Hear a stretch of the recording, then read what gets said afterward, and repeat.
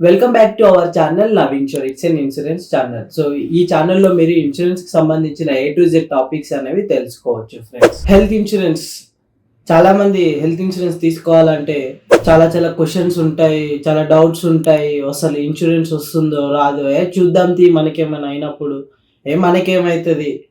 So నేను మిమ్మల్ని direct ఒక క్వశ్చన్ అడుగుతున్నా ఫ్రెండ్స్.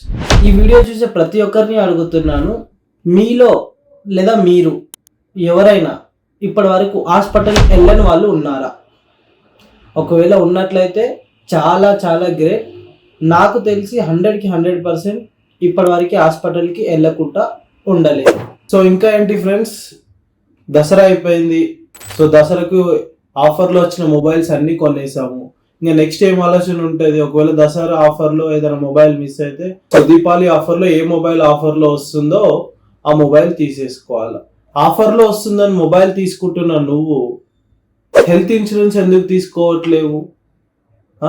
నీకు నిజంగా హెల్త్ ఇన్సూరెన్స్ ఉన్నదా? ఒకవేళ ఉంటే ఎన్ని ల్యాక్స్కి ఉంది అండ్ ఏ కంపెనీలో ఉంది? కామెంట్ చేయండి చూద్దాం. మీ అందరికీ తెలుసు నేను ఇన్సూరెన్స్ ఏజెంట్. సో నేను vehicle insurance, health insurance and life insurance చేస్తాను. కాకపోతే నా ప్రిఫరెన్స్ ఎప్పుడు హెల్త్ ఇన్సూరెన్స్ కస్టమర్స్ మీదనే ఉంటుంది ఫ్రెండ్స్. సో ఎందుకంటే హెల్త్ ఇన్సూరెన్స్ చాలా చాలా ఇంపార్టెంట్. అది ఎందుకు అంటే మీరు ఎంత హెల్తీగా ఉన్నా, మీకు ఒకవేళ ఆరోగ్యం బాగా లేకపోతే 1 డేలో 1 lakh నుంచి 5 lakhs వరకు ఖర్చు అవుతుంది హాస్పిటల్కి వెళ్తే.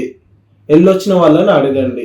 మీ దగ్గర అమౌంట్ చాలా బాగుంది, సో మీరు రిచ్, నేను డైలీ 5 lakhs అయినా కట్టుకుంటా అంటే మీరు హెల్త్ ఇన్సూరెన్స్ గురించి ఆలోచించకండి.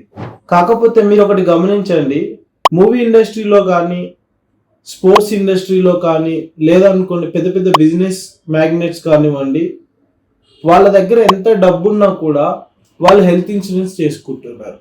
ఎందుకు? వాళ్ళు ఏమన్నా హెల్త్ అయితే వాళ్ళకి పైసలు లేకనా? కాదు. హెల్త్ ఇన్సూరెన్స్ ఉంటే ఎంత ఆస్తి ఉన్నా కూడా తరిగిపోదు. హాస్పిటల్ బిల్స్ ఎలా ఉంటాయో వాళ్ళకి తెలుసు. ఎప్పుడైనా ఒక బిజినెస్ మ్యాన్ ఆలోచించేది ఏంటంటే సస్తాలో నేను బయట ఎలా పడాలి. సో హెల్త్ ఇన్సూరెన్స్ చాలా ఇంపార్టెంట్. మీకు ఒక ఎగ్జాంపుల్ చెప్తాను. 7th monthలో జూలైలో మా మదర్కే హెల్త్ బాగలేదు. సడన్గా నేను నాకు తెలిసిన డాక్టర్ని అడిగితే ఇంటెస్టైన్లో ప్రాబ్లం ఉన్నట్లుంది నవీన్, సో మమ్మీని అడ్మిట్ చేయాల్సి వస్తుంది అని అన్నాడు. సో నేను అన్నా, సార్ ఈ చిన్నదానికి అడ్మిట్ ఎందుకు, చూడండి సార్ అంటే, లేదు లేదు అడ్మిట్ చేయాలి అని చెప్పాడు. సో నేను ఉండే అల్వాల్ ఏరియాలో నాకు తెలిసిన డాక్టర్స్ అందరికీ అడిగాను, ఎవరు చూసినా అడ్మిట్ చేయాల్సిందే, మినిమం 50,000 నుంచి 1 lakh అవుతుంది అని చెప్పారు. ఇంటెస్టైన్లో కడుపు నొప్పి, యాక్చువల్లీ మమ్మీకి ఏంటంటే కడుపు నొప్పి లేస్తుంది, ఏం తిన్నా కడుపు ఉబ్బిపోతుంది. సో నేనేం చేశా అంటే విక్రమ్పూర్లో ఉన్న నవజీవన్ హాస్పిటల్లో అడ్మిట్ చేశాను. 4 days అడ్మిట్ అయింది. 73,000 ప్లస్ బిల్ అయింది. అండ్ నాకు లక్కీగా ఏంటంటే నేను కరోనా టైం నుంచి మమ్మీకి హెల్త్ ఇన్సూరెన్స్ కడుతున్నాను. 73,000 ప్లస్కి నేను ఓన్లీ 210 రూపాయలు కట్టి మా మదర్ని డిశ్చార్జ్ చేశాను. మీరు నమ్ముతారో లేదో, ఓన్లీ 210 రూపాయలే పే చేశాను. మీరు ఇక్కడ చూడొచ్చు, స్క్రీన్ షాట్లో కూడా నేను ఇస్తాను. మీరు ఇక్కడ మొత్తం డీటెయిల్స్ పెట్టమంటే కూడా మీరు నాకు పిన్ చేయండి కామెంట్లో, నేను అక్కడ మీకు మొత్తం డిశ్చార్జ్ సమర్థతో సహా పెడతాను. అండ్ లాస్ట్ ఇయర్ ఇదే టైంలో అంటే అక్టోబర్లోనే నాకు ఒక డాటర్ ఉంది ఫ్రెండ్స్. సో నా డాటర్కి కూడా సర్ది దగ్గు అయ్యి హాస్పిటల్లో అడ్మిట్ చేయాల్సి వచ్చింది. అప్పుడు తను 6 months baby, 6 months to 8 months మధ్యలో. సో నేను కొంపల్లిలో ఉన్న పారామిటా హాస్పిటల్లో అడ్మిట్ చేశాను. సో అప్పుడు తనకి కూడా నేను 3 months అయిపోయినా నేను హెల్త్ ఇన్సూరెన్స్లో యాడ్ చేయడం వల్ల తనకి కూడా కవరేజ్ వచ్చింది. లాస్ట్ టైం నా హెల్త్ ఇన్సూరెన్స్ కవరేజ్ నివాబూపాలో ఉండే, నివాబూపా హెల్త్ ఇన్సూరెన్స్. సో అప్పుడు మా డాటర్కి వచ్చిన కవరేజ్ 34,419 రూపీస్. ఈ 34,419 రూపీస్ హాస్పిటల్ బిల్ వేస్తే నేను పే చేసిన అమౌంట్ వచ్చేసి 1 రూపీ, ఓన్లీ 1 రూపీ. 3 daysకి హాస్పిటల్లో ఉంటే నేను పే చేసిన amount 1 rupee. If in case నాకు ఇన్సూరెన్స్ లేకపోయి ఉంటే 34,419 రూపీస్ కట్టాల్సిందే కదా.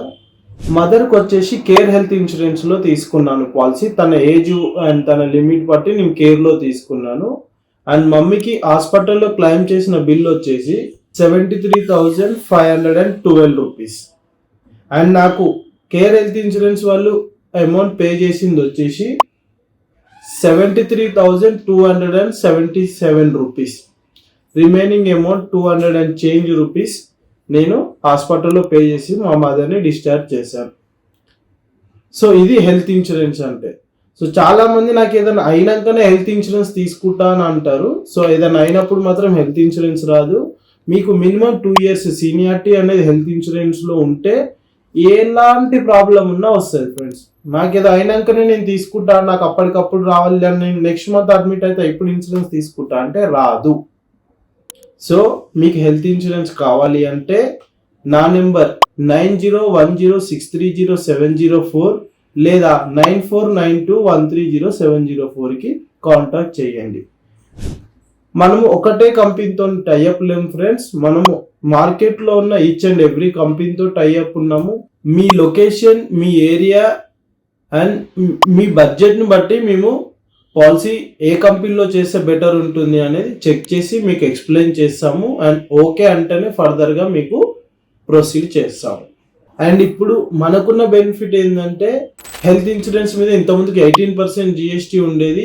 ఇప్పుడు ఆ 18% GST కూడా తగ్గించేశారు. So 0 GST. సో మీరు ఆల్మోస్ట్ కంపేర్ టు GST కన్నా ముందు GST తర్వాత కంపేర్ చేసుకుంటే ఒక 10,000 ప్రీమియంలో ఒక 1,800 ప్రీమియం అనేది మీకు తగ్గుతుంది. అండ్ మినిమం 10 lakhsకి హెల్త్ ఇన్సూరెన్స్ చేసుకోవడం బెటర్. ఏదో హెల్త్ ఇన్సూరెన్స్ చేసుకోమన్నా కదా అని చెప్పి 2 lakhsకి 5 lakhsకి చేసుకుంటే యూజ్ ఉండదు. మినిమం ఒక 10 lakhsకి హెల్త్ ఇన్సూరెన్స్ చేసుకోండి. మీరు దసరాకి ఆఫర్లో ఉన్నాయని చెప్పి మొబైల్ కొన్నప్పుడు ఈ దీపావళికి మీరు ఎందుకు మీ ఫ్యామిలీకి హెల్త్ ఇన్సూరెన్స్ చేసుకోరు? సో ఒక్కసారి ఆలోచించండి. మీకు హెల్త్ ఇన్సూరెన్స్ కావాలంటే నా నెంబర్కి కాంటాక్ట్ చేయండి. సో ఇలాంటి ఇన్సూరెన్స్ రిలేటెడ్ టాపిక్స్ గురించి తెలుసుకోవాలనుకుంటే please subscribe our channel Naveen Shore. It's an insurance channel. Thank you friends.